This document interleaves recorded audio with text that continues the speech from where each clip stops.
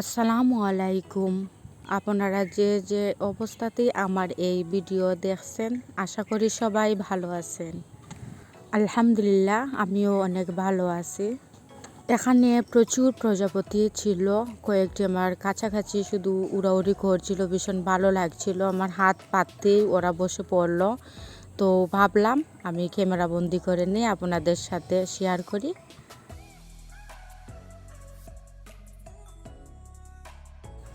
যাই হোক, আমি কিছু শাক রেখেছিলাম টুকরো টুকরো করে ছোট ছোট, আর কাঁঠালের বীজ, আর কিছু রসুন কুচি কুচি করে রেখেছি। তো আমি আজ শাক রেসিপি আপনাদের সাথে শেয়ার করব, আশা করি সবার ভালোই লাগবে।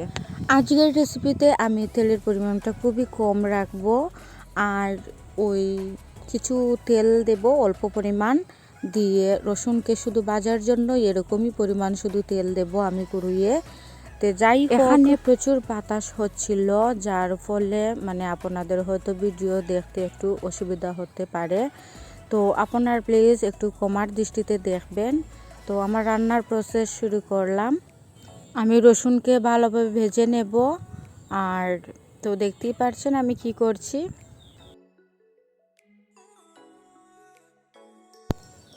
ভালোভাবে কাঁঠালের বীজ সেদ্ধ হওয়ার জন্য একসঙ্গে আমি পানি অ্যাড করে নেব। রসুন ভাজা হয়ে গেলে আমি পানি অ্যাড করে নেব নিয়ে, আর কাঁঠালের বীজ সিদ্ধ যতক্ষণ না পর্যন্ত হচ্ছে ততক্ষণ পর্যন্ত বেশি আছেই আমি রান্না করছি। তো পরিমাণ মতন আপনারা পানি দিয়ে দেবেন।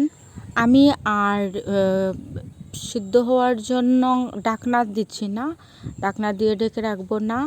আমি শুধু জাস্ট কাঁঠালের বীজ সিদ্ধ হয়েছে কি না সেটি দেখার জন্যই আমি বসেছিলাম। তো আপনারা চাইলে ঢাকনা দিয়ে ঢেকেও দিতে পারেন, কোনো সমস্যা নেই। আমার সিদ্ধ হয়ে গিয়েছিল, তো আমি পরিমাণ মতন কিছুটা পানি, এত বেশিও না আবার এত কমও না, এরকম পরিমাণ মতন পানি রেখেছিলাম। তো আমি শাক ঢেলে দিচ্ছি আস্তে আস্তে করে। তো এ ধরনের শাকও কিন্তু আবার আপনারা বেশি পানি রাখলে কিন্তু বেশি ভালো লাগে না, তো পরিমাণ মতন কিন্তু আপনারা পানি রাখতে হবে।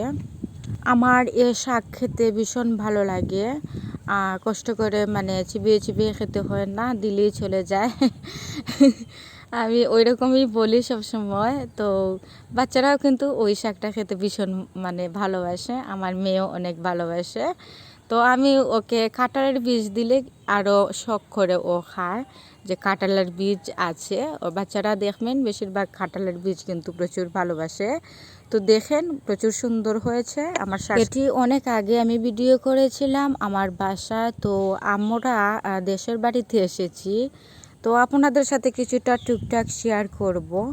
দেখেন প্রচুর পানি, কিন্তু আমি দেখে কি বলবো, সাগরের মতো মনে হচ্ছিল, এত পানি এত পানি। আমি যেদিকে তাকাচ্ছিলাম শুধু পানি দেখতে পাচ্ছিলাম।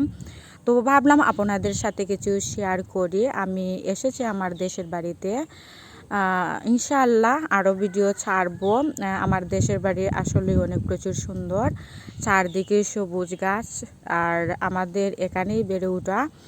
আমার পূর্ণ দিনের স্মৃতি অনেক কিছুই মনে পড়ে যায়। তো আমি আমার বাবার বাড়িতে এসেছিলাম, তো ওনারা বললেন যে ওদের কাছেই ঈদ করব, আর বিশেষ করে তো আমি একাই থাকি বাসায়, সেজন্যই আমার আশা এই জায়গাতেই। তো আমার হাজব্যান্ডও না করছিল না, ও বলল চলে যাও। তো আমি চলে আসলাম। দেখুন প্রচুর পানি পানি, কি বলবো আপনাদের সাথে, এত পানি না। আমি শুধু জাস্ট কয়েকটি ভিডিও করে রেখেছিলাম যে আসার সময় আপনাদের সাথে কিছুটা শেয়ার করব। তো ভিডিওটি আপনাদের কেমন ছিল, কেমন লেগেছিল আপনারা আশা করি কমেন্ট করে জানাবেন। আর কিছু